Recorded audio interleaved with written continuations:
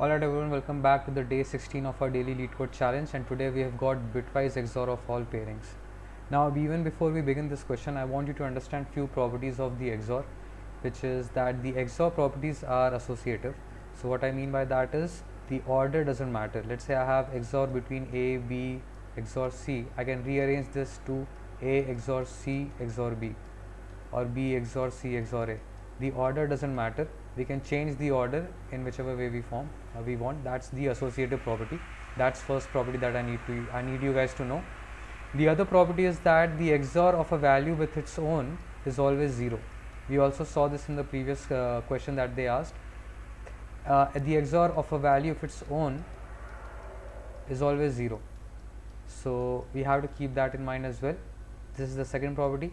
And the third property is that the XOR of a value with 0 itself, which is the identity property. If you XOR a value with 0, you are getting the value back again. So these are the three properties that I want you to know, and with using these three properties we are gonna find a way to solve this question more effectively. Because if you go and see the nums1, the length of both the nums arrays can go up to 10 to the power 5. So doing it the naive way won't be the actual solution. Now let's try to see how we can kind of optimize, instead of going from an n square, how we can turn it down to a linear solution. Because the naive way will be to do all the pairings and then find the XOR and do it, but that's not using the bitwise operations, the properties that we just saw. We have to use those properties in order to optimize the solution. Now let's see how we're going to do that. Let's say I have two arrays, right? We have two arrays. I am taking elements as A, B, C, D in the first one and X, Y, Z in the second array. Now let's try to form all the pairings first. In the first step, let's try to form all pairings. They will look something like this: A XORed with X, and then again with Y, and then again with Z. The same thing will happen with B. B XORed with X, B XORed with Y, B XORed with Z. Same thing with C as well.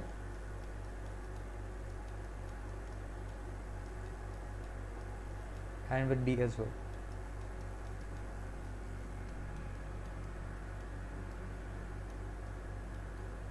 Now since we have this, let us try to group all the A's together, B's together and C's together. Now since our associative property of XOR, we are eventually gonna XOR all these pairs that we just formed. All these 12 pairs that we formed, we are gonna XOR them. So there is, instead of comma, imagine an XOR here. So we can kind of arrange all the A's together. Now if we do that, we'll see that we have got 3 A's clubbed together. And what about B's? We also got B's clubbed together, which are 3 in count. Same with C and D, because each of them are getting XORed here 3 times. So that's why we are getting 3 count while we are grouping them together.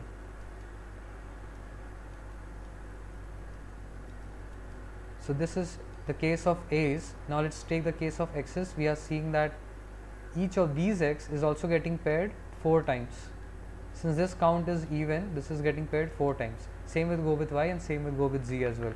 So we'll have a pairing of X as even times. Same with Y as well.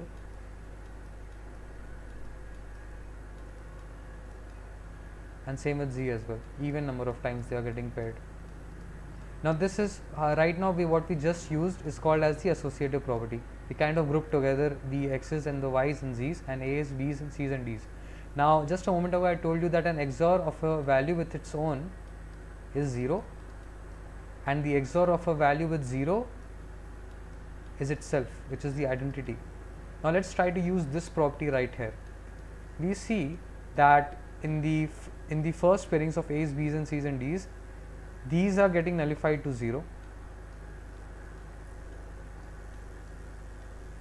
and in this case right here, these pairs are getting nullified to 0. All these values are getting nullified to 0. So what I mean by that is, if you XOR a value even number of times, the same value getting XORed even number of times, it is going to get down to 0. And if it's odd number of times, you're going to get the value A. or the value. So if a value is XORed odd number of times, we are actually going to get the value as it is, and a value which is XORed even number of times is going to turn down to 0. So eventually, once we simplify this will basically turn down to the final output is going to be A XORed B XORed C XORed B. Now what can we understand by this? What we can understand by this is, if the length of any one of the list, like this is our num1, right? This is num1 and this is num2. If the length of any one of the list is even, what does that mean? What does that mean? It means that the other list elements are going to get XORed even number of times. Since this was even, all these values were getting XORed even number of times. Had it been the opposite case, we had one more element here, and this was getting, then in this case this was getting XORed even number of times. What we mean by that is, if a value is getting XORed even number of times, this value right here is going to have no result in our final answer. Since this is getting XORed even number of times, and it's going to nullify to 0. The final answer will always be the XOR of the remaining elements in the actual even list. So this is the case where the num1 was even. We saw that since num1 was even, so it kind of nullified the effect the values in num2 had, because all of them got XORed with them even number of times. X got XORed 4 times, Y got XORed 4 times, C got XORed 4 times. So what this means is that once we clubbed them together, we saw that their effect in the final answer was 0. We saw they all turned down to 0. So this was the case where our num1 is an even length. So if it would have been the opposite case, we would have find the same effect. If it would have been the opposite case, meaning if num2 was even and num1 was odd, all the values in num1 which are odd in num count will have no effect on num2, because will have no effect on the final answer, because they will be getting XORed even number of times, since this is even and they are odd. So let's try to take that example as well, in the case where num1 is even in count and num2 is even in count. Let's take that as an example as well.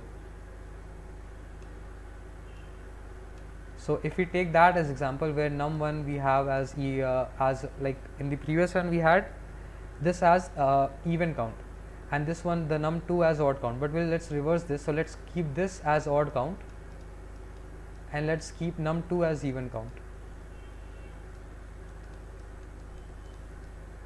I mean, so this is now even and this is odd. So in the previous observation we found that if any one of the list which is an odd count, is it an even count? So since this is an even count and this is an odd count, so the even count list is actually kind of nullifying the effect the odd count list is going to have in the answer, because all these values are going to get XORed even number of times. You know, A is going to get XORed even number of times, B is going to get XORed even number of times. Since they are getting XORed even number of times, eventually they will all lead to a 0, and the final answer will only be the XOR of the even list. So basically what I am trying to say is, like, if they have provided us with two lists, num1 and num2, the list which has an even length will eventually be the answer. All the XORs of its element will be the answer. In the case where both of them are even, we'll see that later. But right now let's focus on this one. In this case, the odd count is going to have no effect on the answer. Why? Because all these elements are getting XORed an even number of times. Let's try to make these pairings like we did in the previous example. So we have A XORed W, and then A XORed with X, A XORed with Y, A XORed with Z. Same with B, B XORed with W, B XORed with Y, B XORed with X, here B XORed with Y, and B XORed with Z. Same goes with C as well, C XORed with W, C XORed with X, C XORed with Y, C XORed with Z. So as I was saying, all these elements in the odd list are getting XORed an even number of times, right? An even number of times they are getting XORed. So eventually, as we saw, we can rearrange. So all these A's are going to get clubbed together, something like this, and the X's and Y's, W, X, Y, Z's are going to stay like this.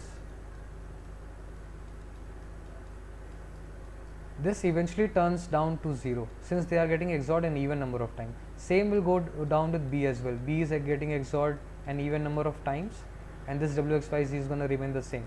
C is getting XORed an even number of times, this W, X, Y is going to be the same. So each time we are getting a 0. Now again, what we are left with? We are left with a 0 XORed with W XOR X XOR Y XOR Z, and then again XOR of 0 XOR W XOR X XOR Y XOR Z, and same case at the third time, 0 XORed with a W X Y Z. So eventually, as I said, any element XORed with itself, 0 is itself. So we have W X Y Z XORed again 3 times.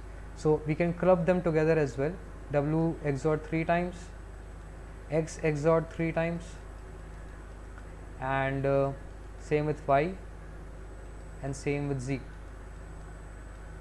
Now we see all these elements getting XORed an odd number of times. This turns, since it's an odd number of times, eventually this is going to be turning out to a single W. This is going to be turned out to a single X. This is going to turn out to a single Y, and this is going to turn out to a single Z. W X Y Z getting XORed. That is why the answer in this case is going to be XOR of all these elements in this even list. In the previous case, it was the answer in this list which was even here, A, B, C, D. So this is the case where if any one of the list is even in length, this is going to be answer, and the odd length list is going to get nullified. In the case where both are odd, now let's so right now we discuss the case where any one of the list is even. Now let's discuss the case where both the lists are even in length and why the answer is 0. Let's discuss that case. So I'll take the first example itself. We have let's take a bigger example. Let's take let's take A, B, C, D here as list 1, which is of even length, and W, X, Y, Z here. Now we understand why this is turning out to be a 0, where length of both the lists are even. We saw that if any one of the list of length is even, in that case we are just going to return this answer. Let's say this was odd, right? So, and this is even, we are going to return the XOR of all these values in the even list. They are going to get nullified. And in the opposite case, if this was odd, then this list entire is going to get nullified and we will return this even list answer. But in this case where both are even, let's see how the answer is 0. We'll see that. So let's form the pairing first. So we have an A XOR W, A XOR X, A XOR Y, A XOR Z. Same with B, B XOR W, B XOR X, B XOR Y, and B XOR Z. Same case with C as well, C XOR W, C XOR X, C XOR Y, C XOR Z. Same case with D XOR W, D XOR X, D XOR Y, and D XOR Z. Now if we try to group them together, we'll find that we have 4 A's grouped together since they are getting even number of times. Same with B. All of them are getting basically even number of times accumulated. Same with C, getting accumulated even number of times. Same with D. And the same with these elements as well. W is getting accumulated even number of times, as we see here. Since all of them are getting accumulated even number of times, and we know that each of these values is going to turn down to a 0. Each of these values, all of them getting XORed even number of time with its own, is going to turn down to 0. So that is why the final answer is going to be 0 in the case where length of both the lists are even. So that's why we are getting a 0 here, when in the case when both the lists are even. Had this been odd, we will just return this because this is getting nullified. Had this been odd, we'll have to just return this because all these elements are getting nullified because they are getting XORed an even number of times. Now so this was the third case where both the lists are even. If both of them are even, we immediately return 0. Now let's try to understand the case where both of them are odd. In that case, we are simply going to XOR each of this list. We are going to XOR num1 and then going to XOR num2 and then finally return the XOR of both the values, both the list. We'll see why we are doing that. So let's say that I have one list as A, B, C. This is even odd length 3, and the other one as A, B, X, Y, Z, W, X, Y, Z.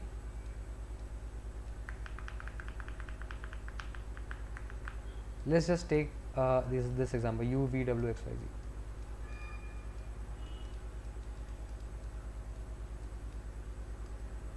V, W, X, Y, Z, yeah. So this is the case where both of them are odd.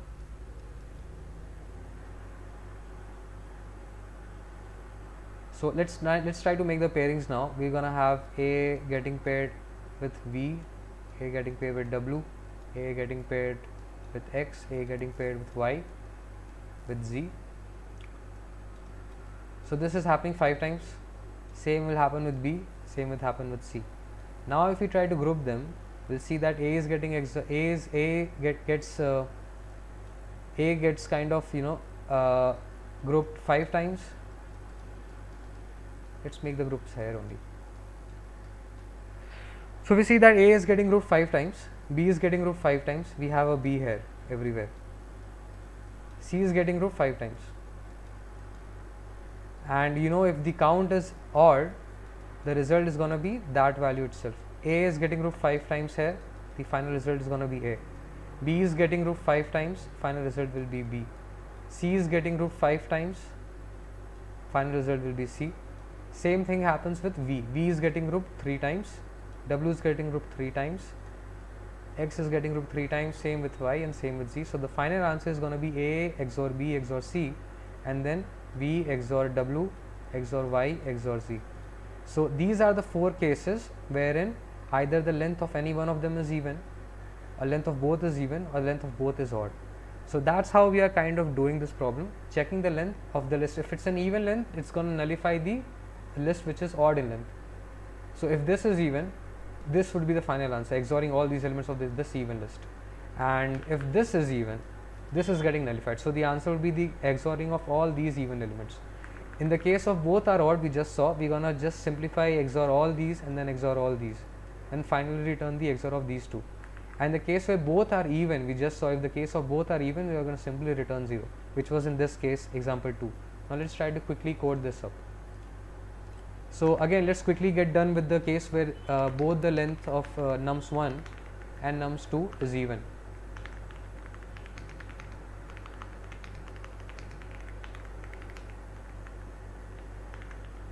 If both of them are even, we simply return 0. Now is the case where any one of them could be even. So if len of nums1 is even, right? So nums2 is going to get nullified. Let's set A as 0 as our initial answer. So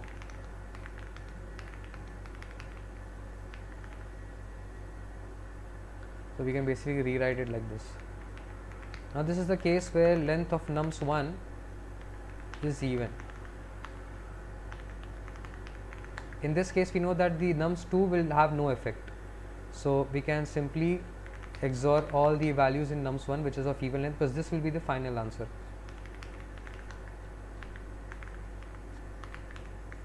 And then we will simply return A when the loop ends, because we know this will be the answer. Now is the case where the nums2 is even. If that's the case, so we know that nums1 is getting nullified, because all the values in nums1 is going to get paired an even number of times. So the final answer is going to only be kind of determined with nums2. So we're going to do an XOR and return the A when the loop ends. And the last case where both of them are even, we have no choice but to do an XOR for both the list, nums1 and nums2. So we can do a nums1 plus nums2, because as we saw in the last case where we are kind of doing an XOR, we are basically doing this operation, A XOR B XOR C XOR V XOR W XOR X XOR Y XOR Z.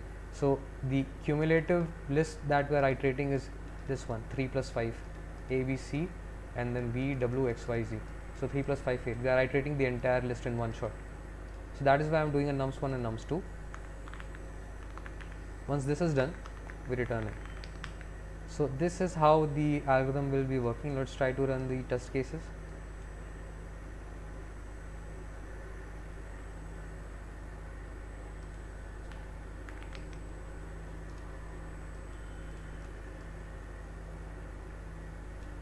Alright, so the test cases are getting satisfied. So as you can see, this is a pretty efficient solution. We are iterating the list, and every time we run this algorithm, it's either gonna run this case or this case or this case or this case. As we saw, there are only 4 possible cases. We discussed those 4 possible cases in the diagram. So this is how you use the bitwise operation and check if the length, how the lengths are actually kind of effective in the answer. If it's an even length, the odd length gets nullified. So this is what we had to kind of note in this problem. So that was it for today. I'll see you guys tomorrow. Bye.